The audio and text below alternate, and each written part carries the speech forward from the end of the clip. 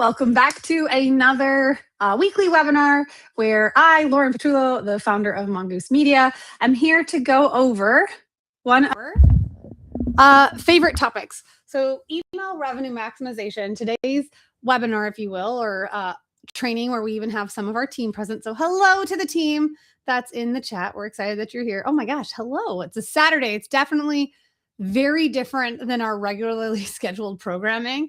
I am surprised and happy to see that everyone is on here. Hello, hello, hello. It's been a while since you've seen my face, since we've had so much travel. Yes, welcome back. It's nice to be back in my office, although I will admit, took a few minutes longer than it should have to resettle, getting my internet to work and all the logins of everything. So, that will be fun. These sessions that we do every week typically are at Fridays at 3 p.m. Eastern, but we are exploring and opening up the opportunity of, is Friday at 3 the best time? Not quite sure. We're doing the first one today on a Saturday. Today's Saturday, May 30th, because yesterday I was on a flight back from Europe and was not able to make our regularly scheduled time.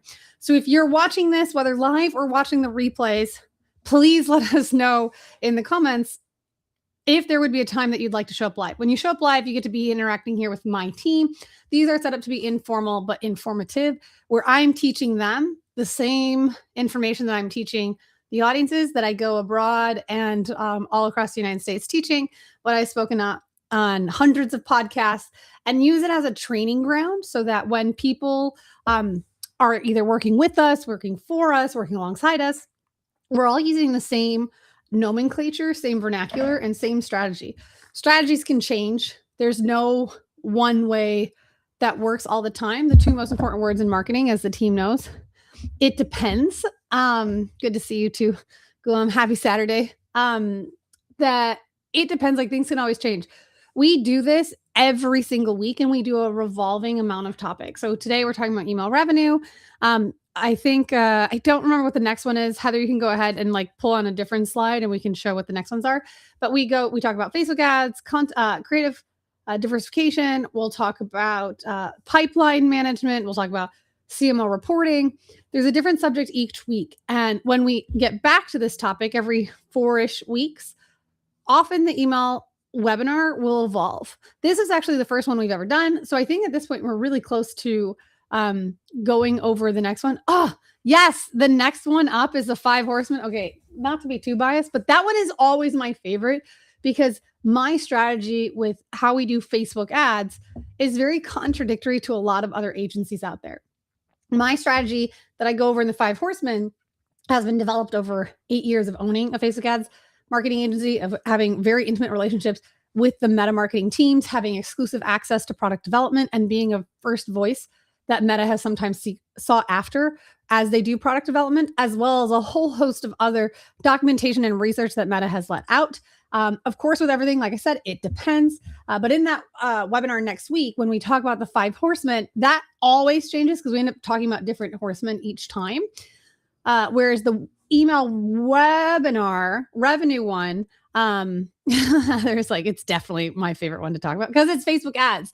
And then we're going to be talking about creative diversification. And I think the next one, when we talk about creative diversification, how that one will be different is I really want to go after, how do you know if an ad is working or not? So we'll talk about the structure of how you build your ads next week. Then following, we'll talk about how do you know if those ads you built are actually working. Today, we're going to talk about email revenue maximization.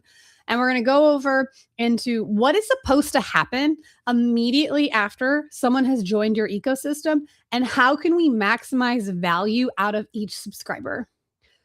So while this is email revenue maximizer, and what we're going to be talking about specifically is how your very first interaction with anyone as soon as they sign up into your ecosystem has to be dialed in. This is also something that's transferable in some of our techniques to any email types you're doing. So if you're doing campaigns, automations, campaigns can also be called broadcasts. There's some principles in here that we have seen pick up as high as 15 to 20% of additional revenue. So the reason why I call this email revenue maximizer is because these techniques allow you to swoop into 15 to 20% additional revenue. Now that is based off of numbers that we've done for a case study for another client. I'm sure there's legal disclaimers. What is it? Not all examples given are guaranteed results. These are based off of The numbers that we have pulled, terms and conditions apply. Yeah, good point. We should figure out some like fun QR codes. So, since this is team, remember it's informal. I'm literally talking to my team as we're doing this. And if you're joining us on Restream because you signed up through an ad or an organic post, I definitely recommend that you can come over and join us on LinkedIn or especially YouTube so that you can join the conversation live. These are informal in the sense that while we do have slides that Heather creates, and mine's mostly hands off, I'll just be controlling the comments while Heather will be in the background controlling whichever slides. I haven't even seen all the slides, but she'll be making sure that we continue on time, on pace, and discussing the subject matter that's most relevant. But if you do want to participate, ask specific questions, tell me to repeat myself, tell me to calm down, tell me that you love my lipstick color, or make fun of me.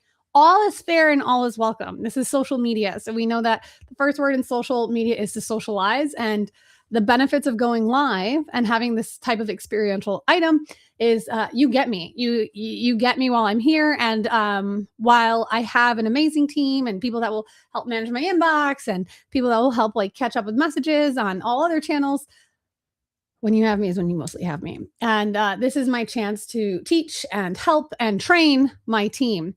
I like that you're saying that the outfit matches the slides. Thank you. Completely unintentional, but how much fun would that be to go to Akira and find some, here's my webinar slides. Can someone please help me pick new outfits? I think that would be such a blast.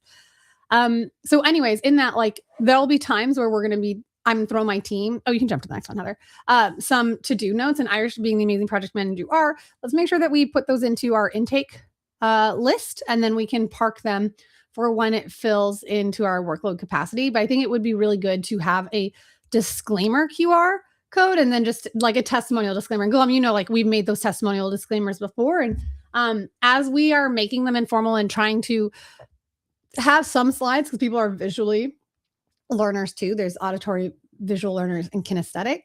I think as we continue to do these topics and we can make different slides that help people, having that type of disclaimer would be awesome. Also, side note, for the kinesthetic learners, I know that we send a recap each week if you signed up. So if you're joining on Restream, amazing. You're going to get our too long didn't pay attention full notes. So if you're in our email ecosystem, amazing. You get all the answers because you signed up for this webinar.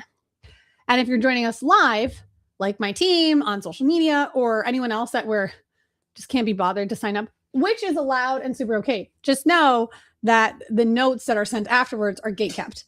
So I think what we should do, team, would be really cool for the kinesthetic learners.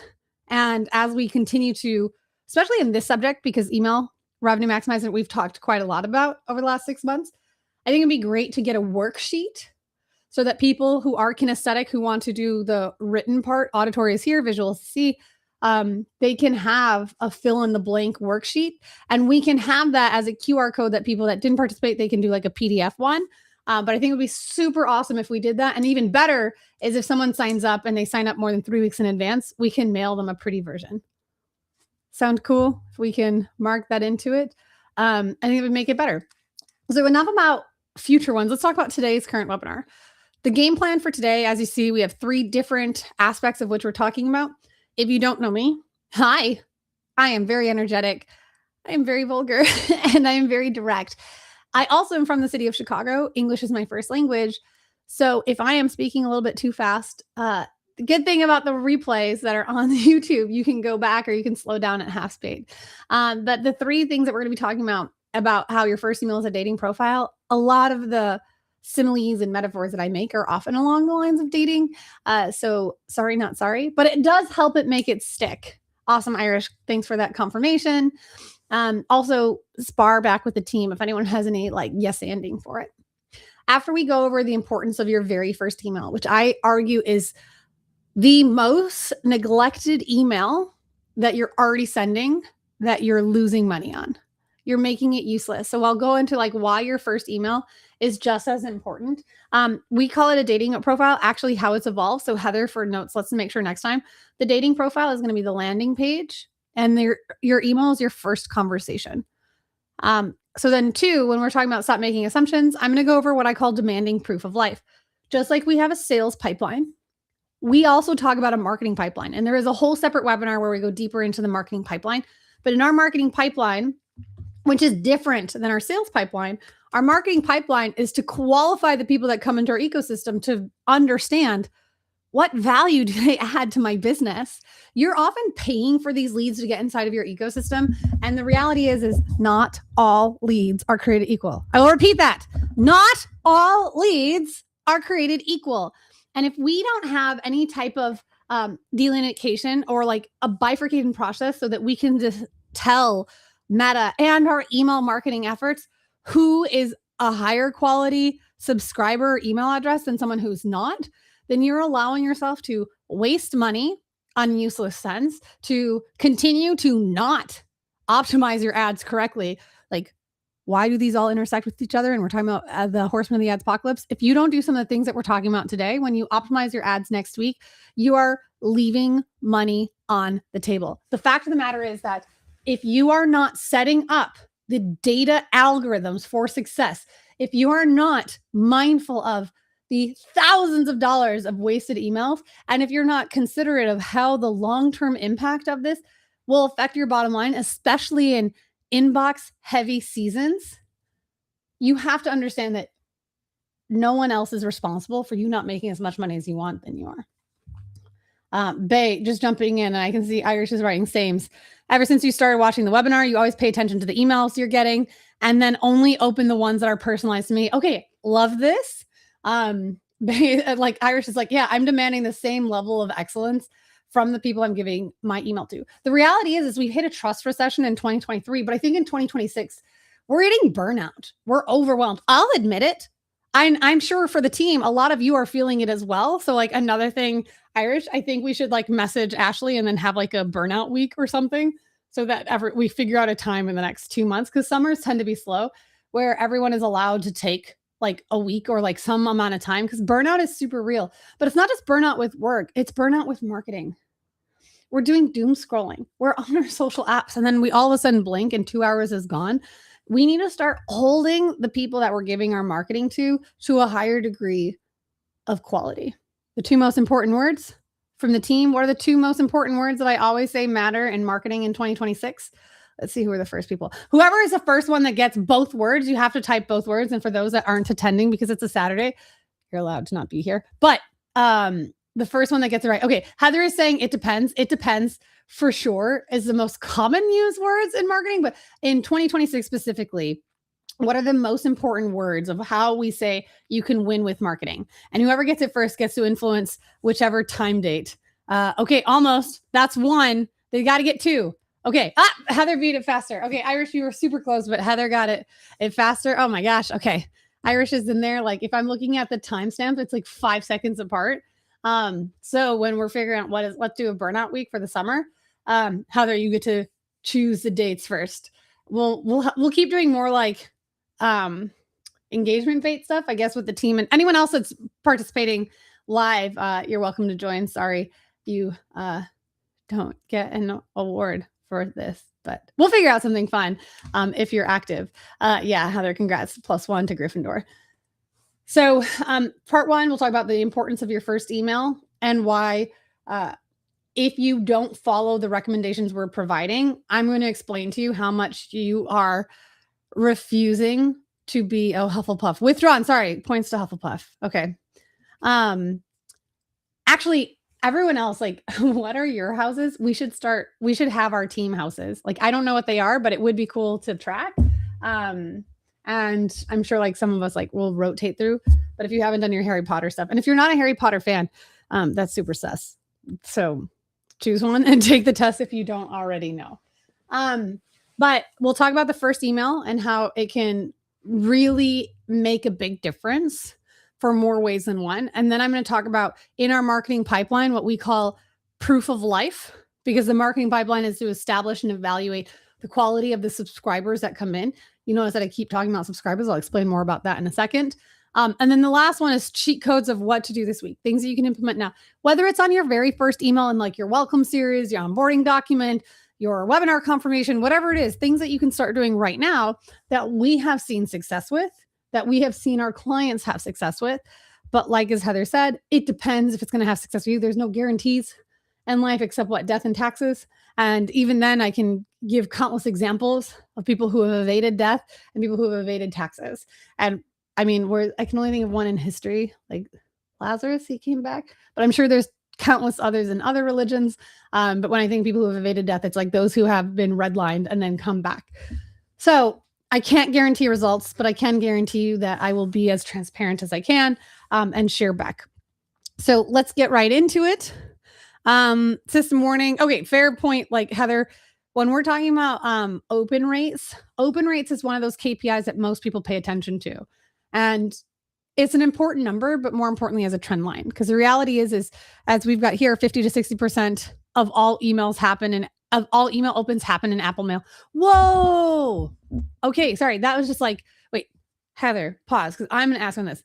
50 to 60% of all email opens happen in Apple Mail, where a mail privacy protection fires your pixel. I love that we're sourcing it. In the future, we'll just have QR codes so that people can find, or maybe like something that like we say source from Van Bell and then QR code to get the full article. But Heather, asking to you, are you saying 50 to 60% of all emails in the United States are being opened automatically in Apple Mail? So that's saying that 50 to 60% of people, oh, she's like, let me get to the chat. Let me move my mouse. She's copying it and gonna check the source. Amazing. Or is it 50 to 60%? The way I'm reading this is over half of the emails, assumingly in the United States, are being opened on Apple Mail. So my assumption is because of that high, I don't use Apple Mail, I use Gmail. But regardless, if you're not aware of iOS 15, Apple Mail had said that we're going to open all emails on a separate server. So it's sending you false positives of open rates. Just checking in, saying that email remains one of the highest ROI channels when paired with the right strategy. Personalization and automation, yes. Glad you're here and hope to share more on this because your email should be accounting for 40% of your revenue. And it's one of those channels that you don't have to keep paying to get that same 40%. You're investing in paid ads, but paid ads, like your costs go up all the time. CPMs are always rising. It becomes more competitive. But when you own your list, you get to do more with it. So these are the ways you can be most efficient. Irish, you're saying 50 to 60% of open rates is attributed. Where is this phantom? Oh, I thought the first thing that was Heather. So when we have just on the open rates pieces to be mindful of, when you are tracking only open rates, you're using fake data because Apple will tell you fake numbers of who opened or who didn't. Now, what you should do with those open rates is you look at them as a trend line. So find out what's your average open rate. Let's say it's 40%. If all of a sudden you have an email, a campaign, or broadcast that you send out and you get a 70% open rate, you need to look at those exceptions. What happened if you have such a spike? If you're trending normally at 40%, all of a sudden you have a 70, whatever that subject line is worth noting. Did you include a personalized name into it? Where you're like, hey, bae, offer inside. Were you using emojis? Were you asking a question? Look at what are the exceptions and the outliers because your open rate is a trend. So look at the exceptions and the outliers, but in both directions. Because if you're trending at a 40 and all of a sudden you have a 10% open rate. Okay, Heather's just confirming there's no location on that article. That's fine, Heather, but is it saying that 50% of all emails are being opened in Apple Mail? Again, I'm going to assume it's based off of the US, maybe adding in Canada. But the article is there in the screen that you can access. But for the most part, if you are using an Apple device and you're using Apple Mail, so just take it, test it with your own audience. I live in a house where most people have Samsung and they're Android people. So they're not using Apple Mail. However, I do have seen lots of stats of how Apple is like the most popular phone device in the West. So anyways, oh, you're pulling it open. Okay, so showing the exact one. Thanks, Heather, for showing that. So in B2C, 64% of subscribers open those emails using an MPP. So yeah, iOS 15 or later. So it's an adoption for more. Expect at least 40 to 60% of your subscribers to open emails on Apple Mail. Okay, great. So then you have to assume that at least half of your emails are getting pre-opened on a separate server. So perfect. Thanks for doing that. So it's saying estimate that at least 50% is false data, right? Let's keep going back to the other slides. Heather, if that's okay. So on that, open rate's a good one, but the real thing you want to look at is click-through rate. Click-through rate on your emails is you want to make sure that those that are opening are taking action. Here you've got, let's see, the metrics that pay the invoices, reply rate. Okay, so KPIs we talked about. Open rate, you have to track and monitor as a trend. Your click-through rate, if people aren't clicking on your email, then it's like, what was the purpose of sending that email? You always want to have some sort of call to action. And that call to action doesn't have to be a purchase. It can be a deeper engagement. It can be a, oh, I didn't hit go live. Sorry, I was just looking at Instagram for the piece where it says go live. And I don't think I actually went live. I copied the stream key. I'm doing this thing again wrong. Okay, we'll figure out the Instagram piece next time. But the pieces like, so click-through rate, open rate, these are the other ones that I want to be mindful. So we've got click-through rate. You want to have a 25%. If you're not yet at 25%, so that's 1 in 4 people want to take action, start somewhere. You need to have at least double digit. If 25% is the goal, double digit has to be like, you can have a reach goal of 25%, but your actual goal, your target goal has to be double digits. If you're sending emails and not getting them to take any action, we're missing out on marketing. Again, the action can be something as simple as, hey, like if you like this, leave a comment, let us know. Like we have a reply rate. If you're not going to have a button, and if you can have a button that like lets you reply, there's different email service providers that allow this. You need to at least solicit a reply. Why does a click or a reply matter in your emails? When we are getting so many emails, I'm getting 200 plus a day, and think about inbox heavy seasons. Memorial Day, Father's Day, Mother's Day was chaotic. Black Friday, Cyber Monday, New Year's sales, New Year's resolutions. At these inbox competitive times, your stuff is going to end up in spam or your stuff is going to end up in promotions. Some of the best signals that you can tell, especially Google, but other email service providers, that your content is relevant for the person who's receiving it, that it's not just a promotion, it's not an update, it's not spam, is if you can get them to engage with your emails. Because if you have a bunch of people that are receiving your emails, hence why we have to clean our list, and some of the things that I'm going to show you why you talk to them differently gives you that chance to do it. If you just keep sending emails and there's no engagement, your domain reputation is going to, for emails, your sending domain reputation is going to come down. And where that's important is at these times when, as Heather's saying, everyone is emailing in certain days. If you don't have a stronger score, you're not going to show up. You're going to find yourself in spam traps. You're going to find yourself being sent behind.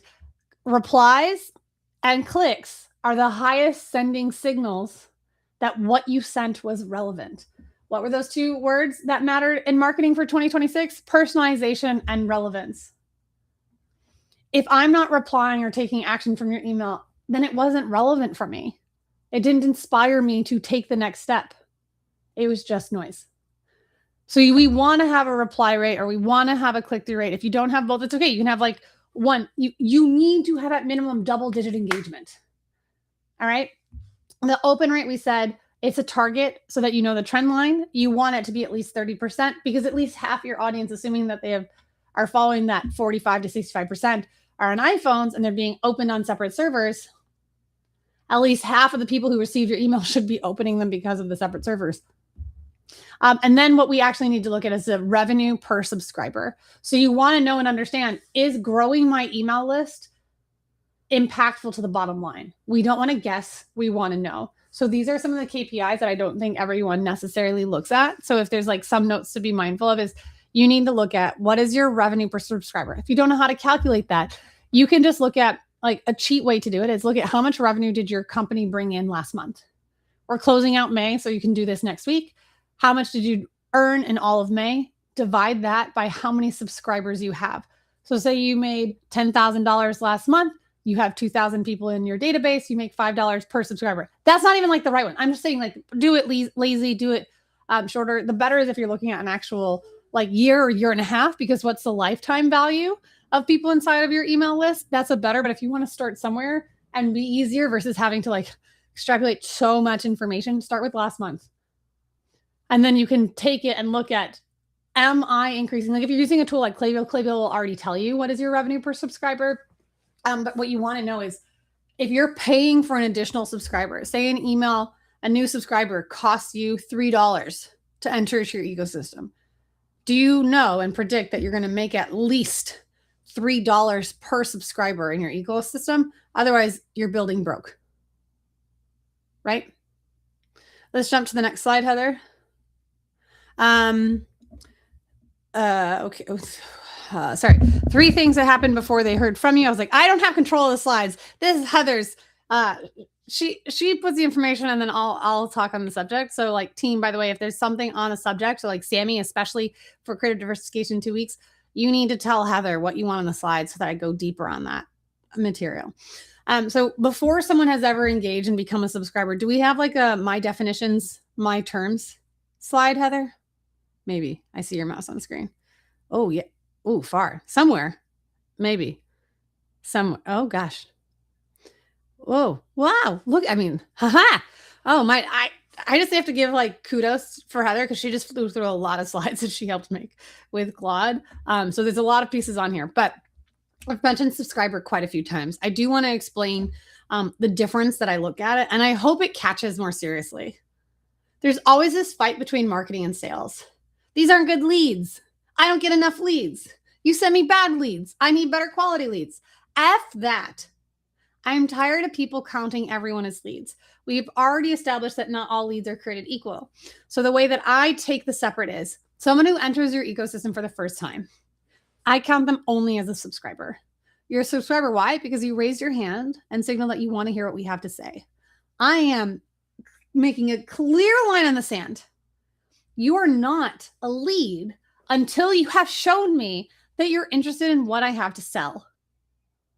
Interested in what I have to say, subscriber. Interested in what I have to sell, then you're a lead. There's plenty of people that are on all of your email lists that aren't actually interested in what you have to sell. They just like what you have to say. We're voyeurs 95% of the time. It's like, how many times do you watch stuff on Instagram and you like a video, but you don't actually follow them? You don't want to keep hearing what you have to say. You're like, I liked that piece of content. And we have this whole, like, you have to know, like, and trust. And you can come back to the other one where it's like, where all the things that happened before. When you have someone that comes into your ecosystem and they're a subscriber, let's treat them as subscribers and stop pretending they're leads. Because if you think that everyone who comes into your ecosystem is like, oh my gosh, Lauren, you're the best. I want to buy anything you have. Here's my 16 digits. I'll just swipe blindly. Then let's correct that behavior because that's not realistic. Even for some of the biggest brands like Kylie Jenner, who was able to build $1 billion brand in a matter of years, like even people on her list aren't necessarily ready to buy anything and everything that drops. So let's treat those in your list to what type of list they are. So when they, or what type of avatar they are. Here, when we're thinking about it, when they come into your ecosystem as a subscriber, before they join, they've seen your ads, they've clicked through your landing pages or your lead forms, and then they've opted in. There's a lot that's happening before someone says like, yes, I want to hear what you have to say. Jumping here, Irish is saying she doesn't follow. I let the algorithm bring back life content. Like, agreed. You're like, why do I want to increase my numbers? Why do I want to make a commitment? The reality is too, is like a lot of times when you follow someone, you end up like not seeing their content anymore. Whereas Heather's like, that's the dream, but not the reality. Just depending on different algorithms. When you make that subscribe on social to follow, you're again saying like, oh, I definitely want to hear more of what you have to say. And so much so that I can remember it better. And I like, hopefully the algorithms, as Heather is saying, it's the dream, but not the reality, that it'll come back in the way that they weight that return of that content or that like content changes, of course. But when someone enters your ecosystem, they've already engaged with you. They validated that your content on your ad worthwhile for their engagement.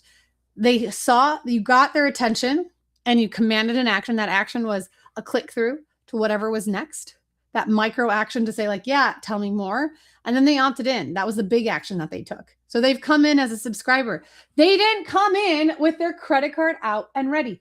That can happen, but that's by exception, not by rule. So we need to like mind shift one is stop treating everyone as if and assuming that they're ready to buy from you right now. Let's jump to whatever you've got next, Heather. So part 1 of where if you're talking to everyone the same and being like, yeah, of course they want to buy from me right now. They know everything about me. I'm perfect. I'm practically perfect in every way. Okay. Call me Mary Poppins. There's no such thing as marketing Poppins. The reality is the closest you're going to get is like pimple popping, and it's disgusting. So stop being disgusting with the way you approach your emails.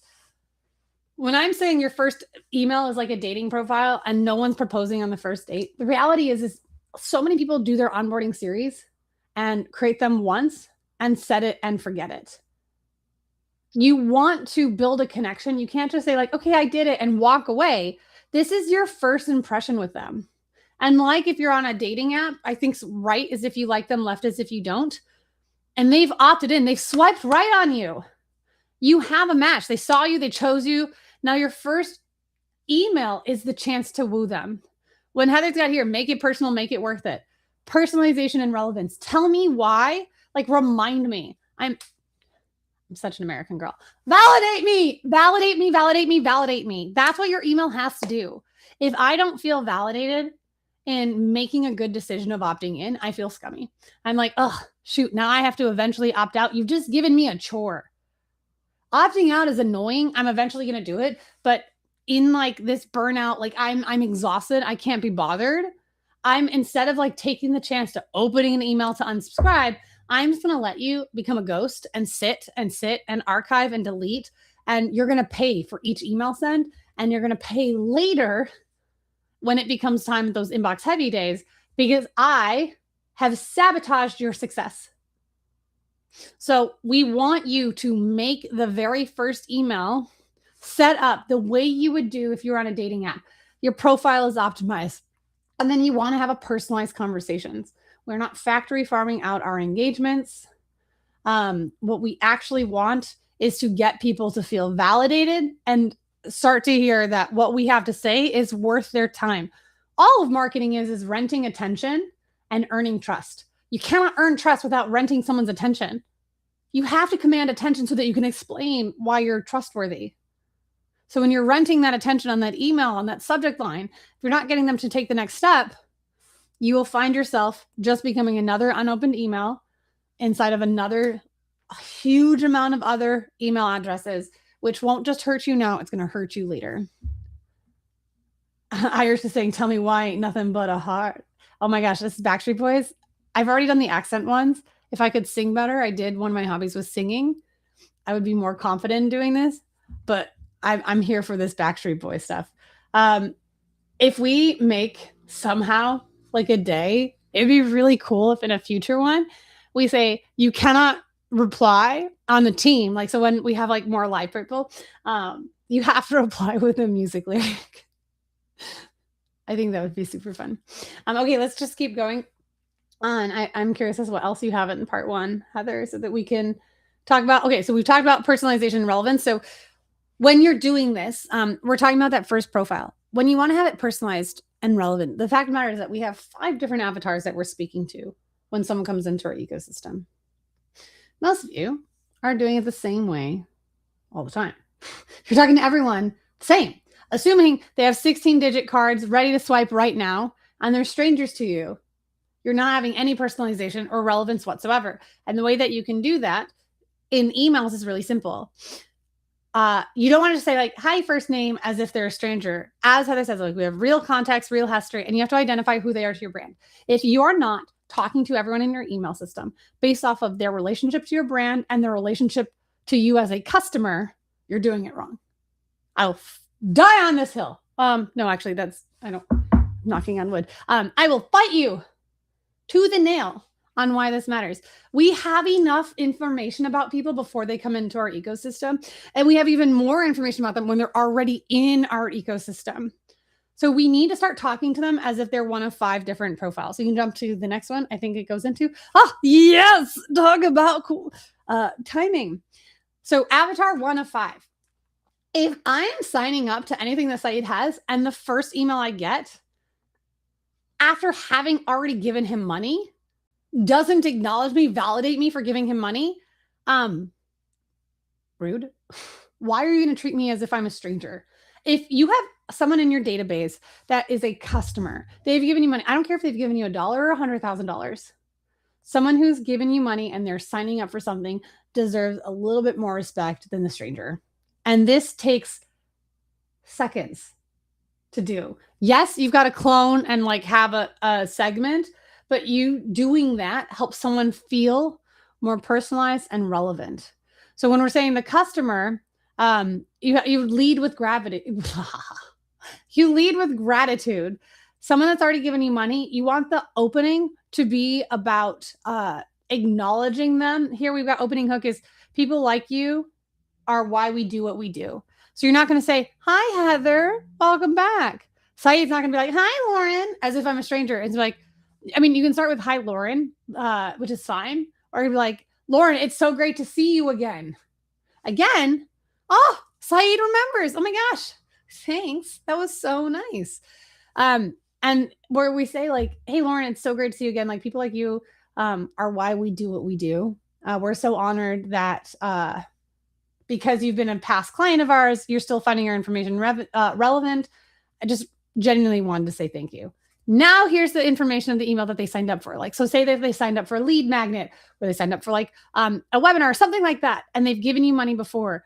Let's acknowledge them as the customer that they are versus treating them as if they're entirely cold to your next system. So before any email goes out of a welcome series, they sign up for a lead magnet, they sign up for like a calculator tool, they signed up for notes from a webinar.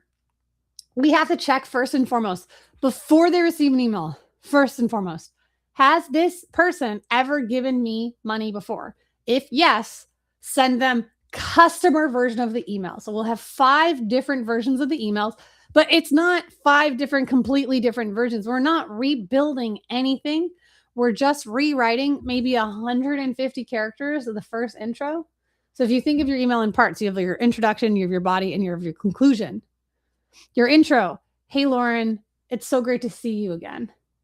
We're so proud that you have been a customer with us, that we hope that this value continues to bring joy in your life. Here is that calculator you asked for. That small amount of personalization you will see will lead to people being like, wow, okay, that's impressive. They've got their stuff together. And if this were complicated, that compliment would be well warranted. However, that compliment is still well received because no one does this. It's not an extreme.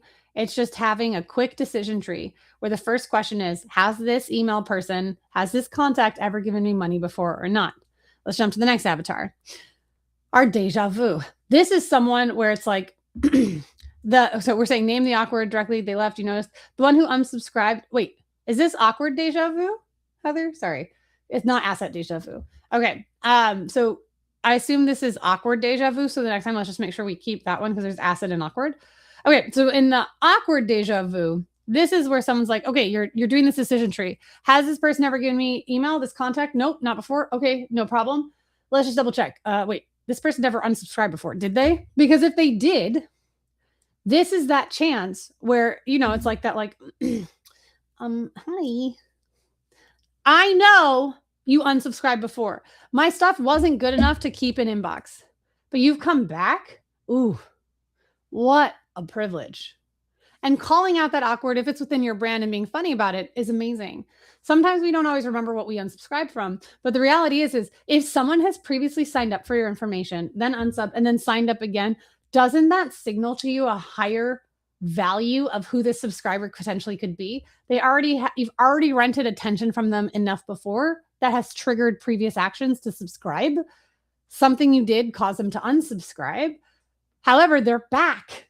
You have a smaller journey ahead of you to convincing them to give you money than if this was a total and utter stranger. So again, if we're thinking the email in 3 parts, your intro, your body, and your conclusion, I'm just asking you to make a little bit of an intro. And it's like, hey, Heather, glad to see you again. We've missed you. Thanks for re-opting in. We hope that we can provide you even more value this time so that you stay subscribed. Here's the content, and then you can conclude. However you want to do it, and especially, like, you don't have to do this for every email. That's not, for the first time that someone opts in, for when they're signing up for your emails and like a lead magnet, or they're joining your subscribe now on your website, whatever those places are, you're making automations. You've already made these automations. You've set and forget it, but you've actually only made them for probably Avatar 5. So I'm asking you to evaluate that very first email, just the first one, and double check. One, is it still relevant? Two, can you clone it, make the decision tree, and ask, what is their relationship to your brand and what's their relationship to your business, right? So have they ever given you money? Yes. Okay. Small little tweak, clone that email and change the intro. With any type of generative AI, whether you use ChatGPT, Claude, Gemini, I don't care. It won't take you more than 15 minutes to copy paste and change the first 150 characters. And that level of personalization will lead to more brand affinity than you can imagine.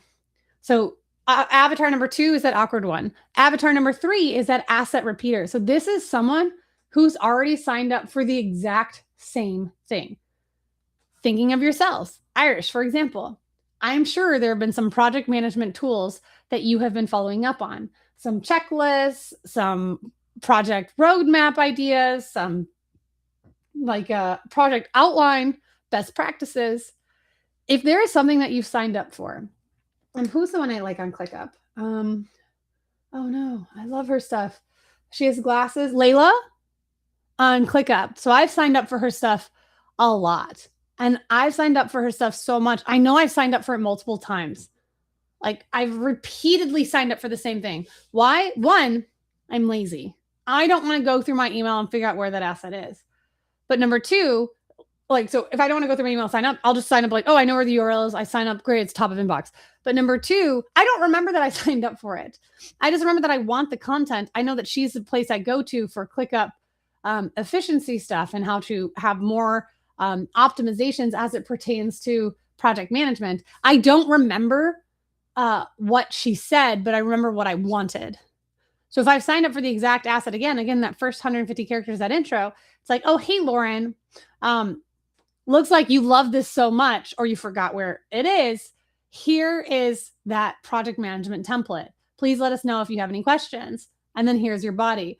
Again, when you think about the marketing pipeline, or you think about like the sales signals, if you have someone that's doing sales, a sales admin or a team of setters, these individuals are gold. If you have a lead magnet that's connected to a call center so that people that are signing up for this very specific asset, and you call them and you never got in contact with them, and then they sign up for the exact same thing again, you have a better reason to connect with them personally. Heather, I'm just seeing yours is I do the same. If you got a coupon emailed to me and then didn't buy and got the ad again, good chance you're signing up again because it's faster that way. Yeah. We're lazy and we're overwhelmed. Like I know that 2023, everyone's talked about it being like this, like trust recession. I'm saying right now, 2026 is a burnout recession. We are overwhelmed. No, it's not even burnout. It's burdened out. It's like we're burned out, but we're overburdened with all of these different resources that they're sending us. Like I can't be bothered. I can't be bothered. You didn't leave a lasting enough impression for me. I wanted it. I'm just going to sign up for it again because I don't have that strong of a commitment to you yet. Why? Because I'm a subscriber. I want to hear what you have to say. I didn't tell you yet that I want to hear what you have to sell. Because if I want to know what you have to sell and having this type of, depending on your relationship with me, you can have a higher likelihood of closing me if I'm downloading the same dang thing again and again. Think of how much easier that is as a sales setter to have a conversation. Hey, Lauren, you've literally downloaded this thing 5 times. Tell me, are we ending up in spam? Are you lazy? Is it not working? Or are you trying to copy us? What is it like? Why did you download this? And I'm like, oh, well, I just want to be more efficient. It's like, okay, well, you've downloaded this 5 times now. Have you become more efficient? Are you implementing these things? I'm like, oh, I've implemented some, but I'm taking too long. Okay, that's fine. Process driven. Pretend I'm Layla's team at Process Driven. I don't even know if they do this. But I met her team at Vid Summit. So I was just like, shout out to those amazing humans. But say someone from Layla's team at Process Driven is like, well, Lauren, you've done this 5 times. You said you've taken some action, but it's been 5.5 months since you downloaded this. No, let's say it's 2 years. Do you actually want change or not? Because we've got a resource for you. It's paid, but I think it's going to solve what you're actually trying to accomplish. Can I tell you more? I'm like, yes. So when you have these asset repeaters, you have the chance to equip your sales team to make more revenue from you when you're doing the thing of signing up. Aren't you paying for leads? Once you start knowing that KPIs that matter, we talked about the revenue per subscriber. If you don't know that number, when you don't know your numbers, you have no numbers to know. And the chance of you seeing these signaled individuals when they sign up, having 150 characters, a few minutes with AI, a decision branch. Have they ever given me money? No. Okay. Have they ever unsubscribed before? No. Okay. Oh, phew. Do they ever sign up for this exact asset? You ask these questions. If yes, then we can send a more personalized and relevant email, and not changing everything. I'm just saying the intro. Heather, just jumping back in. This is an awesome way to delight me when I get that email. What if someone bumped up that coupon value by $1 because I already didn't convert? Okay, great example. So if someone's signing up for the coupon that they've already previously received, but they didn't do action, Heather is saying, if I'm an asset repeater, let's say I signed up for a coupon, and then I'm like, hey, you've already signed up for this, but because we love you and because we know and we've tracked, here's a bonus extra $1 off, or here's a bonus extra 2% off. Now people will be like, oh, I can game the system, and then people will talk about it on Reddit. So then you're winning anyways. But this is a great idea, Heather.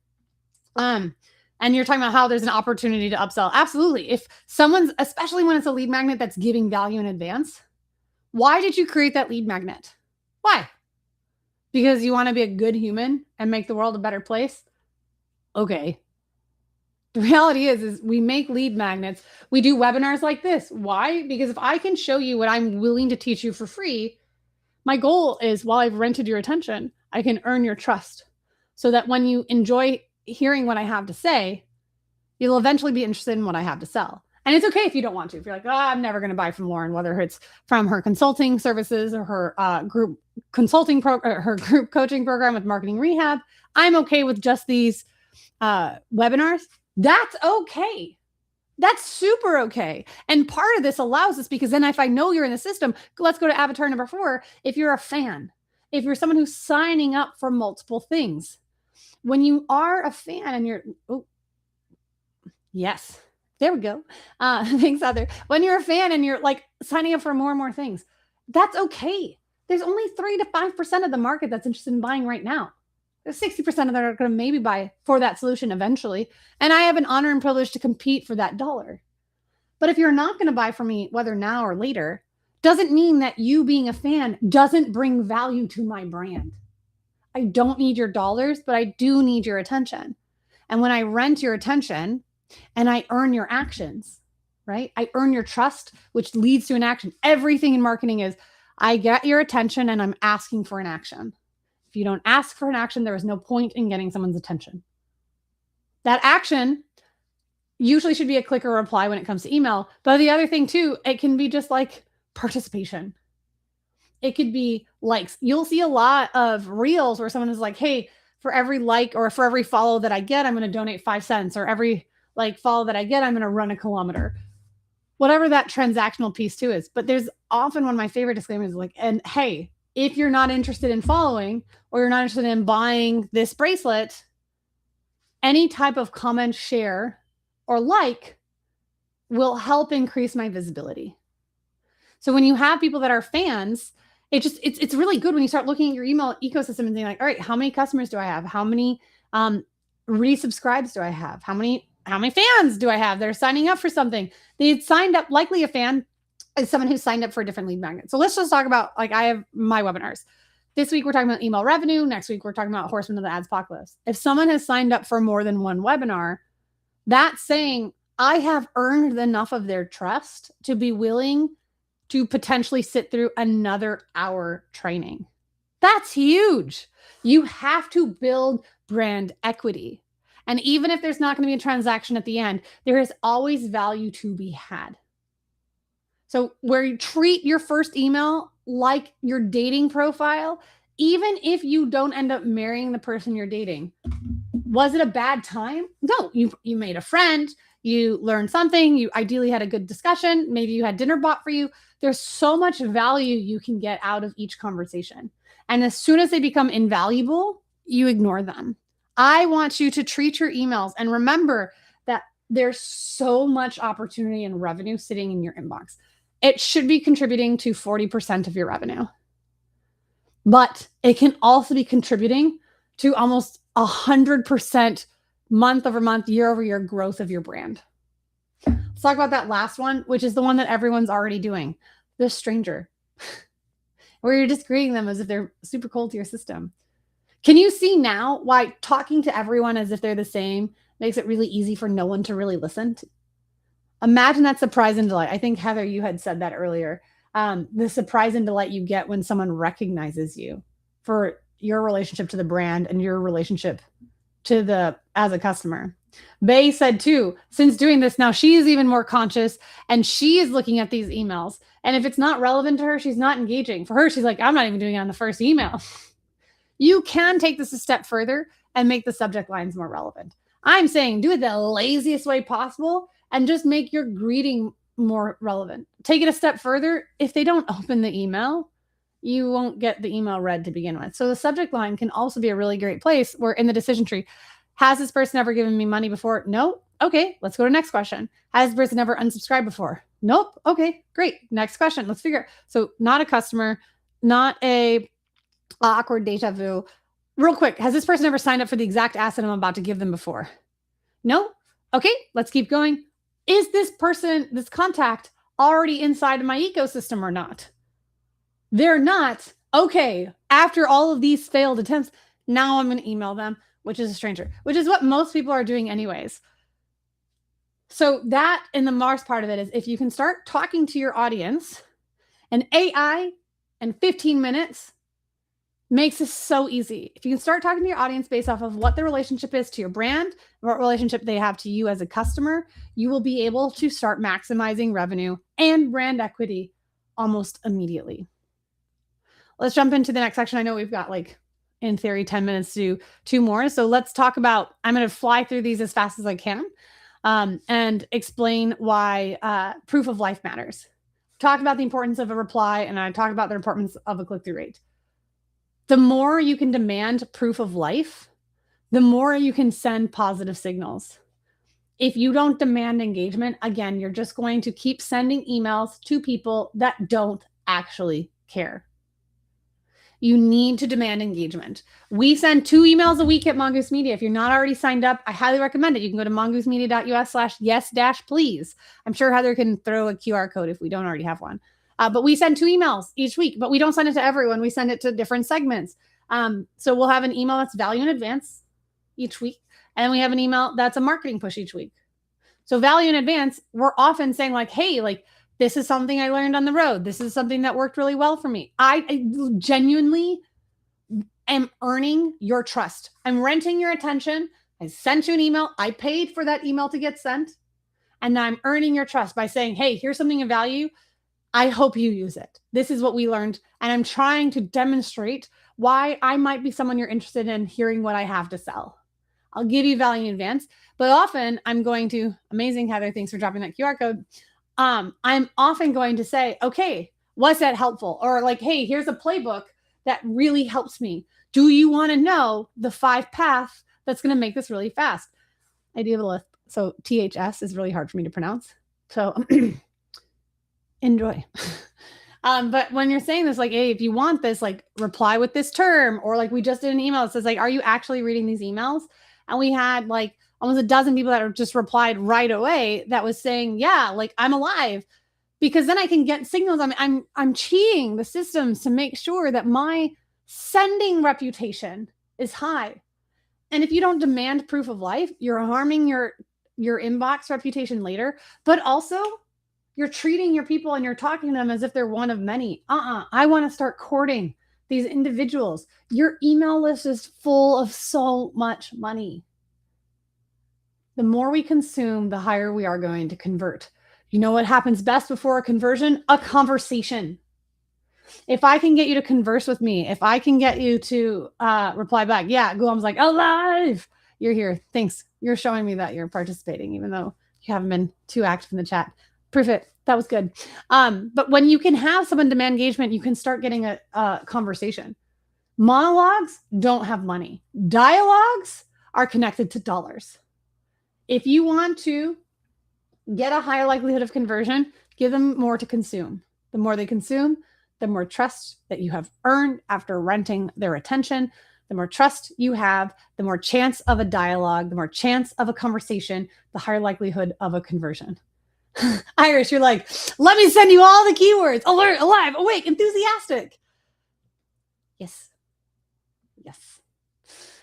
So when I encourage you to, if you really want to make the most out of your webinars, is however, as Heather's saying, how can we get engagement in any way possible? Demand it. When you get demand of engagement, especially when someone who's new to your ecosystem, we have in our marketing pipeline, we call it proof of life. If you haven't sent, like we have a status, a CRM says, if you haven't sent us any proof of life, click or reply, I'm assuming you're a bot. And then you become dead to me. You're like literally listed as a one zombie. Freaking me. Excuse me. Sorry about that. When your status is a zombie, you know what I get to do? You don't show me proof of life, especially if you ask for a lead magnet. So let's go back to, let's say a lead magnet that we have. Okay, so we have a LinkedIn tips checklist that we have. Someone says, yeah, Heather, the brains.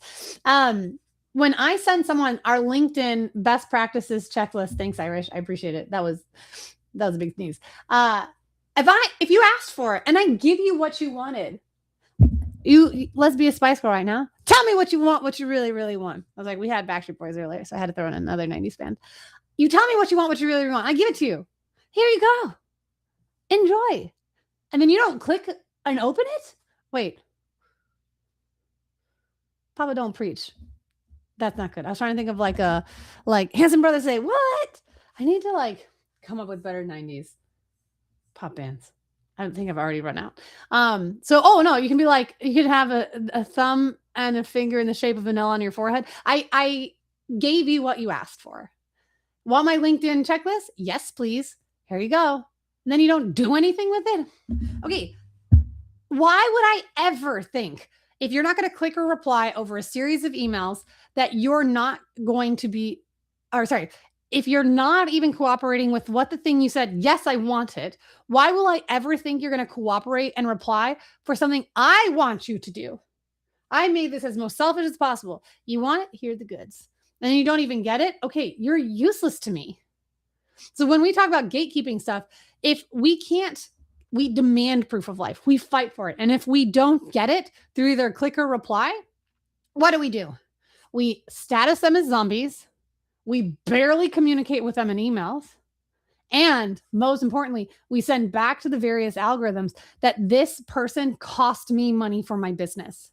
Before you invest in $1 into any type of paid ads, you need to have your data dialed in, your data and your destination.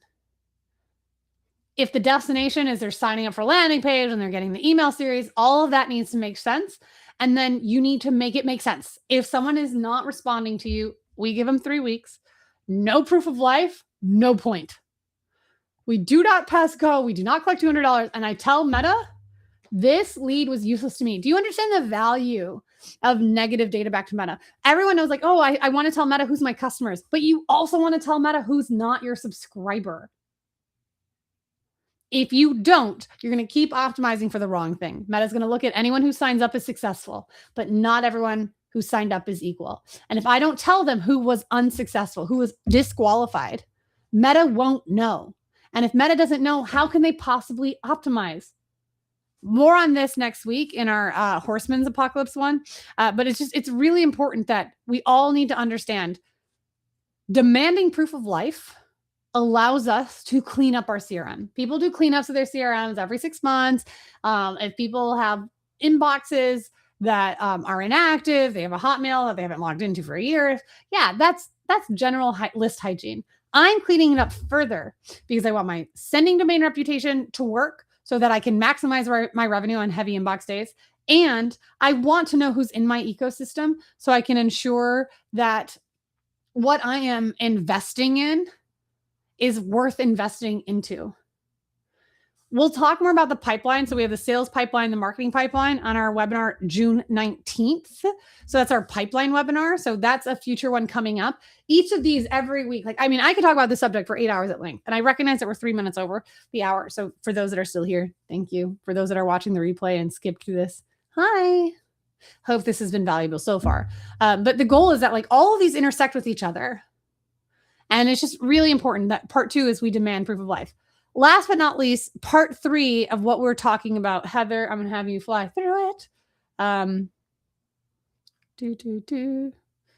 See, there's lots of stuff. We can keep going.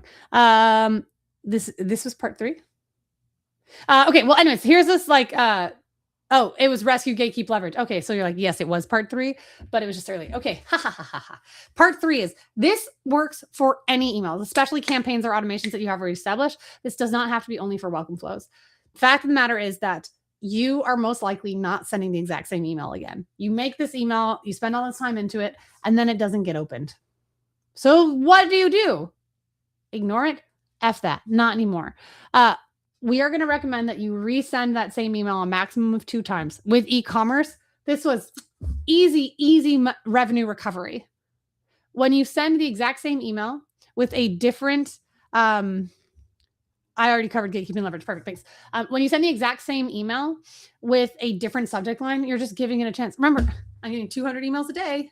Every time I scroll past, yeah, it's a mini ad. So I'm reminded of your brand.